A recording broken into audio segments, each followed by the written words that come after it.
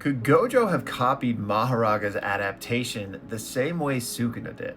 Let's talk about it, but spoilers beware. All right, first of all, shout out to Jape for asking me about this today. And essentially, what he's saying here is that we saw Sukuna analyze the way Mahoraga adapted to Gojo, and then ultimately copied one of those adaptations, specifically the way he learned to target existence itself and thus create the world cutting slash. He's wondering if Gojo similarly could have watched and analyzed the way Mahoraga got through his infinity and then adapted that to his own cursed energy.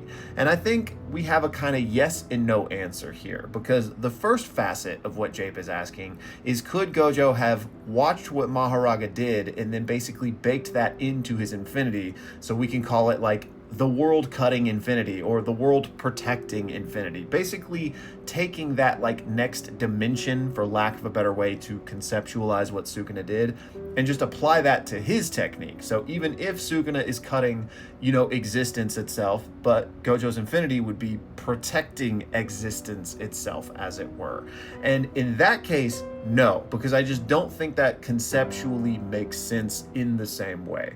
Like, yes, if you were just cutting existence, then everything within existence gets cut, right? But I don't think Gojo could similarly apply his infinity to existence. So I don't think he could just take whatever Mahoraga did and apply it to the limitless to thus protect from the world cutting slash. I hope that makes sense. That being said, though, I do think that theoretically Gojo could have analyzed and understood what was happening there the same way that Sukuna did. Now, obviously, Sukuna is a genius in his own right when it comes to jujutsu, and so is Gojo, but I'm not saying they're necessarily equal in that regard, but Gojo does have a one-up as far as the six eyes, right? They're the cursed energy cheat code. So honestly, if anyone could understand what was going on with Mahoraga and his cursed energy, Gojo probably would.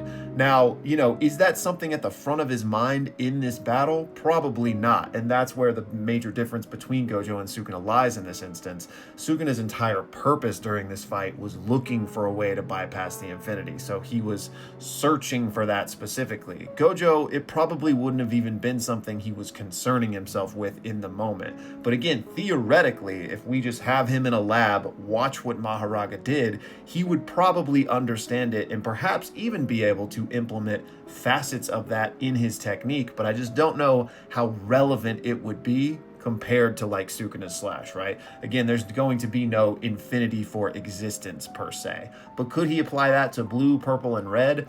Maybe, but there's really no need for it, because again, Sukuna's only need was to bypass the infinity, something Gojo doesn't have to concern himself with.